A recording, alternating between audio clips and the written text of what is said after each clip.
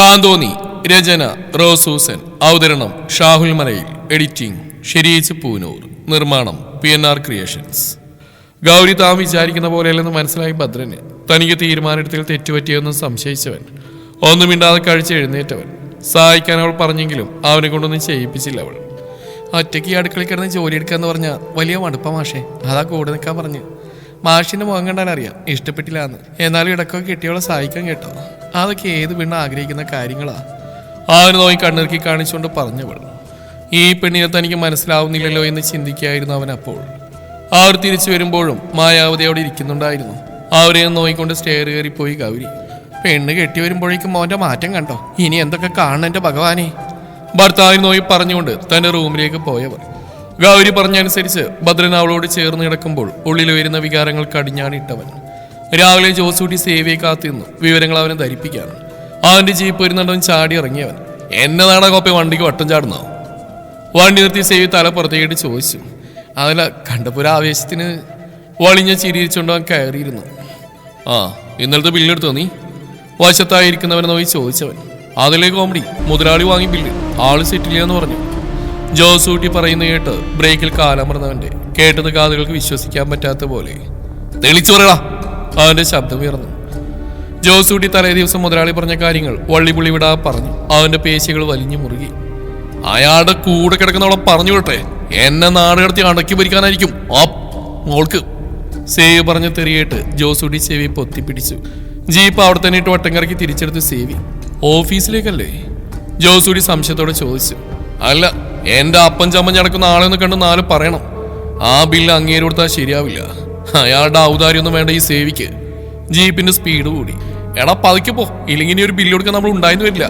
സൈഡിലെ കമ്പിയിൽ മുറുക്കെ പിടിച്ചുകൊണ്ട് പറഞ്ഞു ജോസൂട്ടി. പേടിയുണ്ടെങ്കിൽ ഇറങ്ങിക്കോ. സേവിയുടെ മുരൾച്ച കേട്ട് ഒന്നും മിണ്ടാതിരുന്നവൻ. കാഞ്ഞിരത്തെങ്കിൽ തറവാട്ടുമുറ്റത്ത് ജീപ്പ് ഇരപ്പിച്ച് നിർത്തിയിറങ്ങി സേവി. തങ്കച്ചി ആളിൽ നിന്ന് എത്തി നോക്കി. വന്ന വേഷത്തിലായിരുന്നവർ. എത്തിയോ? ആംഗ്ലയെ ശുശ്രൂഷിക്കാൻ പോയിട്ട് പുച്ഛത്തോടെ പറഞ്ഞുകൊണ്ട് സിറ്റൗട്ടിലേക്ക് കയറി. ഓഫീസിലേക്ക് പോകാനൊരുങ്ങി റൂമിൽ നിന്ന് ഇറങ്ങി വരുന്ന തന്റെ അപ്പനെ ദഹിപ്പിക്കുന്ന തരത്തിലൊന്ന് നോക്കി സേവി. അവന്റെ ആ ഭാഗത്തിൽ നിന്നും കാര്യം മനസ്സിലായി. ജോസൂട്ടി താൻ പറഞ്ഞു മുഴുവൻ പറഞ്ഞെന്ന് വ്യക്തമായി അദ്ദേഹത്തിന്. ഇന്നലെ ജോസൂട്ടി ഏൽപ്പിച്ച ബില്ലവിടെ? ഗൗരവത്തിൽ ചോദിച്ചു സേവി. എന്റെ കയ്യിലുണ്ട്. എന്താ കാര്യം?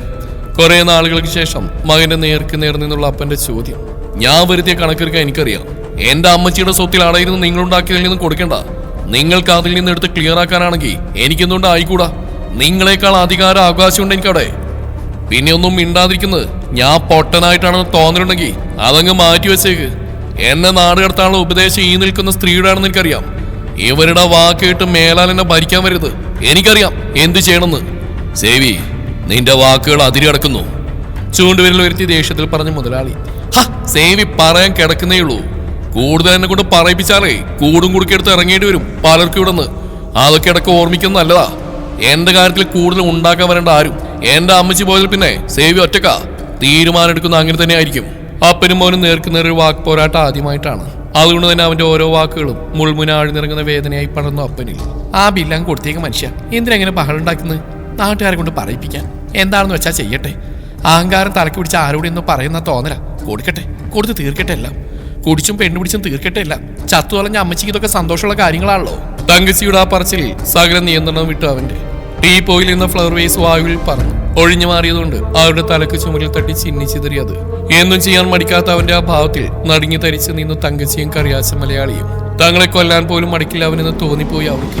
നിങ്ങളുടെ ആ പുഴുത്ത നാവുകൊണ്ട് അമ്മച്ചി പറഞ്ഞാലുണ്ടല്ലോ, ഇതായിരിക്കില്ല എന്റെ പ്രതികരണം, മനസ്സിലാക്കിക്കോ. തങ്കച്ചിയെ നോക്കി വിരൽ ചൂണ്ടി പറഞ്ഞുകൊണ്ട് സേവി അപ്പനെന്ന് ചികഞ്ഞു നോക്കി. ജുബയുടെ പോക്കറ്റിൽ നിന്ന് ബില്ലെടുത്ത് അവന് നേർക്ക് നീട്ടി മുതലാളി. തട്ടിപ്പറിച്ച് വാങ്ങുന്ന പോലെ അത് വാങ്ങി കാറ്റ് പോലെ പുറത്തേക്ക് ഇറങ്ങിപ്പോയി സേവി. അകത്തെ കാര്യങ്ങൾ വീക്ഷിച്ചുണ്ടിൽ കയറുന്ന ജോസൂട്ടി സേവി ഇറങ്ങി വരുന്ന കണ്ടപ്പോൾ വേഗം ജീപ്പിൽ ചാടി കയറിയിരുന്നു. എതിർവശത്ത് കൂടി വന്ന് സേവിയും കയറി. ജീപ്പ് സ്റ്റാർട്ട് ചെയ്ത് പറപ്പിച്ച് വിട്ടവൻ. പതിവിലും വൈകി സേവിച്ചം വരുന്ന കണ്ടപ്പോൾ ഇഷാനി വേഗം സൈൻ ചെയ്യാനുള്ള ഫയൽ എടുത്ത് വെച്ച് സേവി നേരെ അവളുടെ ക്യാബിനിലേക്കാണ് വന്ന്. Good morning sir. വേഗം സീറ്റിൽ എഴുന്നേറ്റുകൊണ്ട് പറഞ്ഞവൾ. ഈ ബില്ലൊന്ന് സെറ്റിൽ ചെയ്യാനുണ്ട്, ക്യാഷായി കൊടുക്കണം ജോസൂട്ടിയുടെ കയ്യിൽ. വലിഞ്ഞു മുറുകിയ മുഖത്തോടാൻ പറഞ്ഞപ്പോൾ അവൾ ബില്ല് വാങ്ങി നോക്കി. ബാറിന്റെ പേര് കണ്ടപ്പോൾ ആളുടെ നെറ്റി വിളിഞ്ഞു. ബില്ല് എമൗണ്ട് കണ്ടപ്പോൾ ആൾ അവനെ ദേഷ്യത്തിൽ നോക്കി. കുടിച്ചു മരിക്കാനാണോ തീരുമാനിച്ചിരിക്കുന്നത്? ആളുടെ ചോദ്യം കേട്ടവന്റെ മുഖം ചുവന്നു. മരിച്ചാലും ആരും ചോദിക്കാനും പറയാനുമില്ല, കരയാനുമില്ല. ഇനി ചത്തോളഞ്ഞാൽ ആരും വഴിയാതാരാവാനുമില്ല. ചത്ത് കിട്ടിയാൽ മതി എന്ന് പ്രാർത്ഥിക്കുന്ന ഒരാളുകളുടെ ഇടയിൽ തന്നെ ആ ജീവിതവും. ആകെ ഒരു സമാധാനമുള്ളത് ജീവിതം ആഘോഷമാക്കി കാശ് കൊടുത്ത് മരണമായിരുന്നു വാങ്ങാൻ മാത്രം പറഞ്ഞുകൊണ്ട് തിരിഞ്ഞടക്കാൻ തുടങ്ങിയവൻ. അങ്ങനെ മരണമായിരുന്നു വാങ്ങാൻ നടക്കണ്ട. ഇനി ഇതുപോലെ ബില്ലുകൊണ്ട് വന്നാ ക്ലിയർ ആക്കില്ല ഈ ഓഫീസിൽ നിന്ന്. അവളുടെ വാക്കുകൾ ഉറച്ചതായിരുന്നു. അതേ, നിന്റെ തറവാട്ടി കൊണ്ടുവന്നിട്ട് കൊടുക്കാനുള്ള ഞാൻ പറഞ്ഞു. എന്റെ കമ്പനിയിൽ നിന്ന് കൊടുക്കാനാ പറഞ്ഞു. എന്റെ PN ഞാൻ പറഞ്ഞ അനുസരിച്ചാ മതി. കൂടുതൽ ഭരിക്കാൻ വരണ്ട. ഈ സേവിയെ ഉപദേശിച്ച് നന്നാക്കാൻ ആരും വരണ്ട. മനസ്സിലായല്ലോ? ഗൗരവത്തിൽ പറഞ്ഞിട്ട് വേഗം അവിടുന്ന് ഇറങ്ങിപ്പോയി സേവി. അവന് പിന്നിൽ ശക്തിയെ അടഞ്ഞ വാതിൽ നോക്കിന്ന് പോയി ഇഷാനി. ആ നിമിഷം മേരിയമ്മ പറഞ്ഞ വാക്കുകളാണ് അവിടെ മനസ്സിൽ വന്നത്. ഇയാളെ നന്നാക്കാൻ തനിക്കെന്നല്ല, സാക്ഷാൽ കർത്താവിന് പോലും കഴിയില്ലെന്ന് തോന്നിപ്പോയവൾക്ക്. ഒരുപക്ഷെ മരണപ്പെട്ടു പോയ തന്റെ അമ്മച്ചി ജീവനോടുണ്ടെന്നറിഞ്ഞാൽ ഒരുപക്ഷെ ഈ മനുഷ്യൻ നന്നാവും. തനിക്ക് ആരുമില്ലെന്ന തോന്നലാണ് അയാളെ ഈ വിധം ജീവിതം വെറുത്തു പോവാനും മദ്യത്തിന് അടിമപ്പെട്ടു പോകാനും കാരണമെന്ന് അവൾക്ക് മനസ്സിലായി. അമ്മച്ചി തിരിച്ചു വന്നാൽ ഒരുപക്ഷെ എല്ലാം ശരിയാവുമെന്ന് തോന്നിപ്പോയി അവൾക്ക്. ആ ബില്ല് അവൾ മൂർത്തി സാറിന്റെ കയ്യിൽ കൊടുത്തു. ഇവൻ ഇങ്ങനെ തുടങ്ങിയാൽ എന്ത് ചെയ്യും? സങ്കടത്തോടെ മൂർത്തി പറഞ്ഞപ്പോൾ മറുപടിയില്ലാതെ നിന്ന് പോയി ഇഷാനി. സേവി തന്നോട് അങ്ങനെയൊക്കെ പറഞ്ഞാൽ വേദന ഉണ്ടായിരുന്നു അവൾക്ക്. ഓഫീസിൽ നിന്ന് വീട്ടിലെത്തി ട്യൂഷൻ ക്ലാസ്സിലും പോയി വന്ന് അമ്മയോട് സംസാരിക്കാനിരുന്നു ഇഷാനി. മോളെ, നാളെ നിന്നെ കാണാൻ ഒരു കൂട്ടർ വരുന്നുണ്ട്. വാട്ടർ അതോറിറ്റിയിലാ ജോലി. പറഞ്ഞാൽ നീ അറിയും. നമ്മൾ അമ്പലത്തിൽ പോകുന്ന വഴിക്ക് നമ്പയാട്ടുകാരുടെ പെങ്ങളുടെ മോനാ. അച്ഛനും അമ്മയും നിന്നെ കണ്ടിട്ടുണ്ട്. ഒന്നും വേണ്ട, കുട്ടിയെ നിന്ന നിൽപ്പിൽ ഇറക്കി തന്നാൽ മതി എന്നാ പറഞ്ഞു. ഇവിടുത്തെ കാര്യങ്ങളൊക്കെ ഞാൻ പറഞ്ഞു ബ്രോക്കറോട്. ജോലിക്ക് പോകുന്നില്ലെന്ന അഭിപ്രായക്കുറവില്ല അവർക്ക്. ഇവിടുത്തെ അത്താണിയാണ് നീയെന്ന് അവർക്കറിയാം. എല്ലാം അറിഞ്ഞുകൊണ്ട് അങ്ങനെ ഒരു ആലോചന വന്ന്. മോള് സമ്മതിക്കണം. 2 പെൺകുട്ടികളുള്ള അമ്മമാരുടെ വേദന പറഞ്ഞാൽ നിങ്ങൾക്ക് മനസ്സിലാവില്ല. 2 പേരും നല്ല സ്ഥാനത്തെത്തണമെന്നൊരാഗ്രഹം മാത്രമേ എനിക്കുള്ളൂ. അമ്മ പറയുന്ന കേട്ട് മിഴിച്ചിരുന്നു പോയി ഇഷാനി. ശ്രീകുട്ടിയും അവളുടെ അരികിൽ വന്നിരുന്നു. ആദ്യത്തെ ഞെട്ടിൽ നിന്നും മുക്തയായ ഇഷാനി. അമ്മ എന്താലോചിച്ചിട്ട് അവരോട് വരാൻ പറയുന്നത്? വിവാഹം നടന്നു കഴിഞ്ഞാൽ ഈ വാഗ്ദാനങ്ങൾ നടന്നെന്ന് വരില്ല. ജോലിക്ക് തന്നെ വീട്ടിൽ നിന്ന് വരും. ഇനി അഥവാ വിട്ടുവന്നിരിക്കട്ടെ, പൈസയുടെ കാര്യം വന്നാൽ സ്വാർത്ഥരാവും എല്ലാവരും. അമ്മ ഇപ്പോൾ വിവാഹത്തെപ്പറ്റി ചിന്തിക്കണ്ട, ഇഷാനി തറപ്പിച്ച് പറഞ്ഞു. ഇല്ല മോളെ, നിന്റെ വിവാഹം 6 മാസത്തിനുള്ളിൽ നടന്നില്ലെങ്കിൽ പിന്നെ യോഗയിൽ നിന്ന് ആ ജോലിശ്ശേരി പറഞ്ഞു. അമ്മ സങ്കടത്തോടെ പറഞ്ഞു. എനിക്ക് അതിലൊന്നും വിശ്വാസമില്ല അമ്മേ. ഇനി അങ്ങനെ യോഗയിൽ നീ വേണ്ട. അമ്മയ്ക്ക് കൂട്ടായിട്ട് എന്ന് ഈ വീട്ടിലുണ്ടാവും ഞാൻ. ഈ നാട്ടിൽ വിവാഹം ചെയ്യാൻ ജീവിക്കുന്ന എത്രയോ പേരുണ്ട്. ഇഷാനി ഒട്ടുമേ അംഗീകരിച്ചില്ല അമ്മയുടെ ആവശ്യത്തെ. നിന്നെ എനിക്ക് കാവലായി നിർത്താൻ ഞാൻ ഉദ്ദേശിച്ചിട്ടില്ല. എനിക്ക് വേണ്ടി ആരും ജീവിതൊഴിഞ്ഞു വെക്കേണ്ട കാര്യമില്ല. നാളെ ഞാൻ മരിച്ചുപോയ നിനക്ക് ആരുണ്ട്? നീ പറഞ്ഞല്ലോ എല്ലാവരും സ്വാർത്ഥരാണെന്ന്. നാളെ നിനക്കത് തോന്നും എൻ്റെ അമ്മ സ്വാർത്ഥയായിരുന്നു എന്ന്. എൻ്റെ നിലനിൽപ്പിന് വേണ്ടി ഇന്ന് നിന്റെ സന്തോഷം നീ ഇല്ലാതാക്കിയ. നാളെ ഒറ്റപ്പെടലിന്റെ ചുഴിയിൽ ഉഴലുമ്പോൾ അമ്മയെ നീ കുറ്റപ്പെടുത്തും. മനസ്സുകൊണ്ടല്ലെങ്കിൽ കൂടി വേണ്ട, ഞാൻ ആർക്കും ബാധ്യതയാവാൻ ഉദ്ദേശിക്കുന്നില്ല. ഈ വീടും പറമ്പും ഇപ്പം നമ്മുടെ സ്വന്തമാണല്ലോ. ഇതിൽ നിന്ന് 15 സെന്റ് സ്ഥലം കൊടുക്കാൻ പോവാൻ ഞാൻ. സെന്റിന് 2 ലക്ഷം നടപ്പ് വിലയുണ്ടെന്നാ ബ്രോക്കർ സതീശൻ പറഞ്ഞ്. ചുരുക്കിയാണെങ്കിൽ വിവാഹം നടത്താം, ബാക്കി ബാങ്കിലിടാം ഇവളുടെ ആവശ്യത്തിന്. ഇനി എവിടുത്തെ ചെലവെടുത്താൻ ഞാൻ വഴി കണ്ടിട്ടുണ്ട്. സീനയുടെ പൊടിമില്ലിൽ പാക്കിങ് പുറമേ കൊടുക്കുന്നുണ്ട് വീടുകളിലേക്ക്. പൊടികൾ പാക്കറ്റായി നൽകിയാൽ മതി. വീട്ടിൽ നിന്ന് ചെയ്യാവുന്ന ജോലി, ആരുടെ മുഖവും കാണണ്ട. പീസ് വർക്ക് പോലെ. ദിവസവും 300 രൂപയ്ക്കൊരു ക്ഷാമമില്ലെന്ന് ആ രാധ പറഞ്ഞ്. കുടുംബശ്രീ യൂണിറ്റാണ്. എന്നെ ഇവളെ ഓർത്ത് നീ വിഷമിക്കണ്ട. ഭർത്താവ് മരിച്ചുപോയ എത്രയോ സ്ത്രീകളുണ്ട് സമൂഹത്തിൽ. മരിച്ചുപോയൊരു തീരാ നഷ്ടം തന്നെയാണ്. എന്നാലും മറ്റുള്ളവർക്കും ജീവിക്കണ്ടേ? ഞാൻ ഈ പറഞ്ഞൊന്നും എനിക്ക് സമ്മതമല്ലെങ്കിൽ ഒന്നുകൂടി ഞാൻ പറയുന്നു. എനിക്ക് വേണ്ടി അതിൻ്റെ ജീവിതം ഹോമിക്കാൻ നീ ഒരുങ്ങുന്നെങ്കിൽ എൻ്റെ മോൾ ഒന്നോർത്തോ. ഈ ജീവൻ അങ്ങ് വേണ്ടെന്ന് വെക്കാൻ എനിക്ക് ആരുടെയും സമ്മതം ആവശ്യമില്ല. അമ്മയുടെ ജീവനില്ലാത്ത ശരീരം കാണണോ അതോ വിവാഹത്തിന് സമ്മതിക്കണമെന്ന് ഇന്ന് രാത്രി മുഴുവൻ മോൾ ആലോചിക്കുക. അമ്മ എന്തൊക്കെയായി പറയുന്നത്? അമ്മേനെ വേദനിപ്പിക്കാൻ തന്നെ ഉദ്ദേശമല്ലേ? എന്നേക്കാൾ ഒരുപാട് കാര്യങ്ങൾ ചിന്തിച്ചിരിക്കുന്ന അമ്മ. അമ്മയില്ലാതൊന്നും നേടാനില്ല എനിക്ക്. അമ്മയുടെ സന്തോഷം എന്താണോ അത് നടക്കട്ടെ. ഈ വിവാഹം നടക്കാനാണ് ഈശ്വരൻ നിശ്ചയെങ്കിൽ നടക്കട്ടെ, എനിക്ക് സമ്മതം. അത് പറയുമ്പോൾ അവളുടെ സ്വരമിടറിയതും മിഴികൾ നിറഞ്ഞതും കണ്ടപ്പോൾ വേദന തോന്നിയെങ്കിലും ഈ തുറന്നു പറച്ചിൽ നല്ലതായി എന്ന് തോന്നിയ അമ്മയ്ക്ക് കടുത്ത ഭാഷ പ്രയോഗിക്കേണ്ടി വന്നാലും ഒടുവിൽ പറഞ്ഞ അവൾ കേൾക്കുന്ന ഉറപ്പായിരുന്നു അവർക്ക്.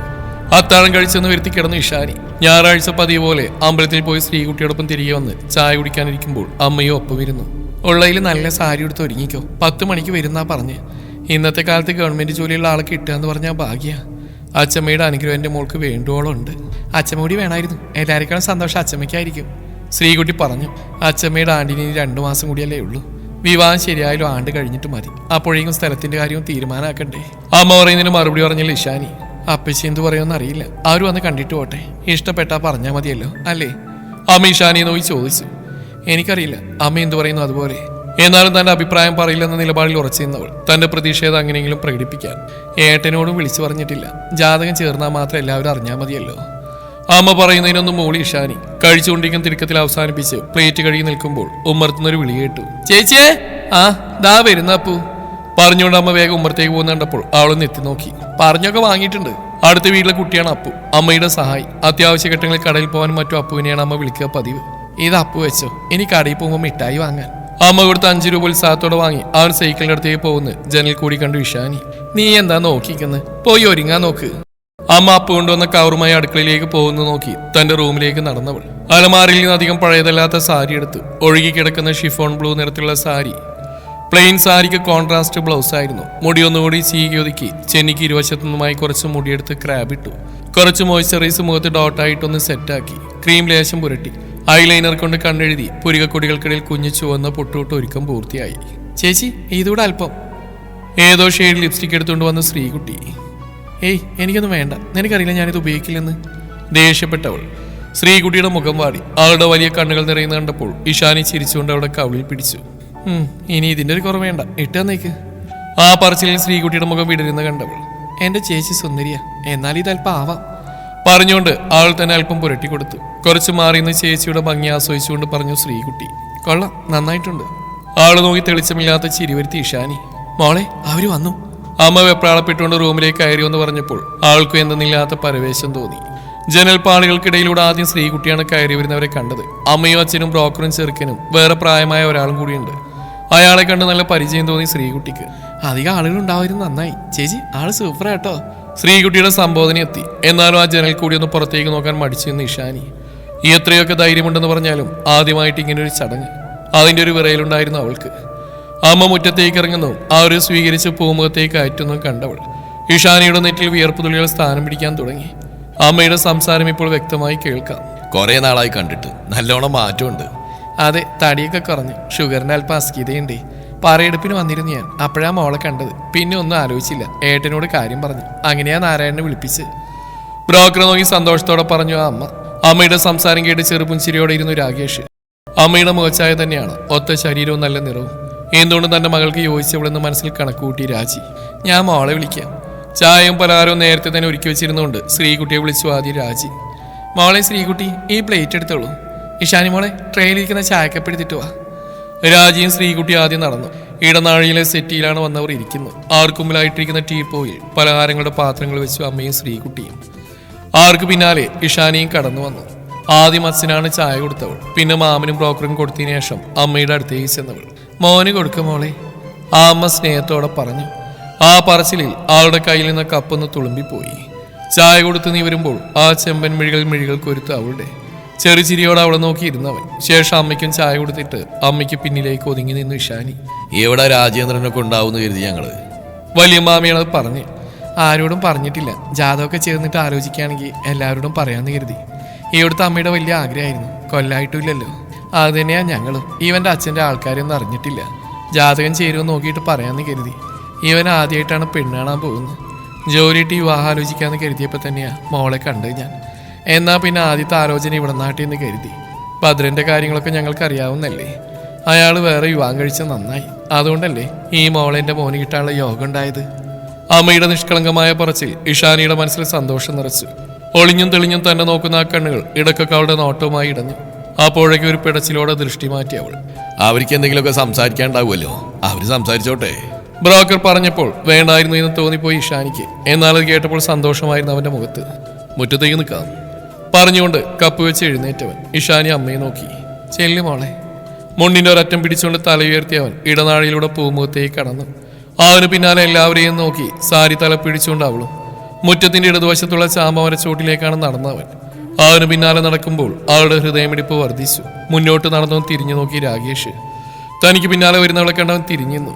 തന്റെ പേരെനിക്ക് ഇഷ്ടപ്പെട്ടു. പേര് മാത്രമല്ല കേട്ടോ, ആളെയും. അത് പറയുമ്പോൾ അവന്റെ മുഖത്ത് നിറഞ്ഞൊരു ചിരിയാണ്. എന്റെ പേരറിയത് എനിക്ക് ഇല്ലെന്ന് ചുമലുകൂച്ചി കാണിച്ചവൾ. രാകേഷ് രവീന്ദ്രൻ, വാട്ടർ അതോറിറ്റിയിലാണ് ജോലി. ഗവൺമെന്റ് ഉദ്യോഗസ്ഥനാണെന്ന് വലിയ ആഗ്രഹമായിരുന്നു.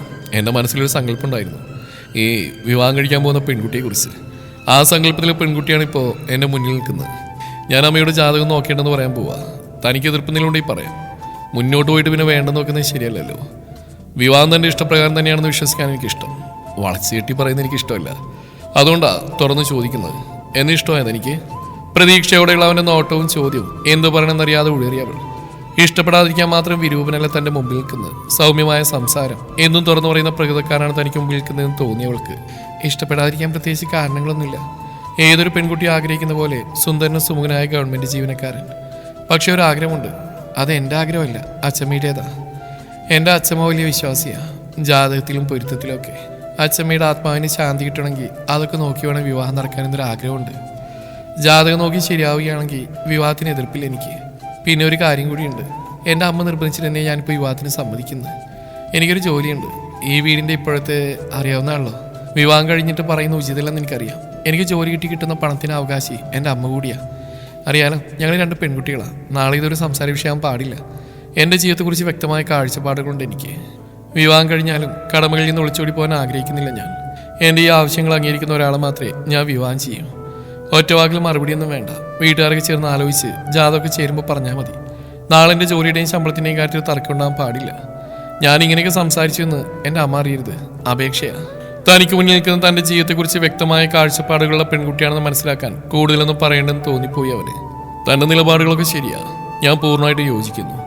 ഒരാൺകുട്ടിയില്ലാത്ത തൻ്റെ അമ്മയ്ക്ക് താങ്ങും തണലാവേണ്ടത് നിങ്ങൾ പെൺമക്കൾ തന്നെയാണ്. ഇപ്പോൾ ഒരു കാര്യം എനിക്ക് ഉറപ്പായി, എൻ്റെ അതേ പാതയാണ് തനിക്കും.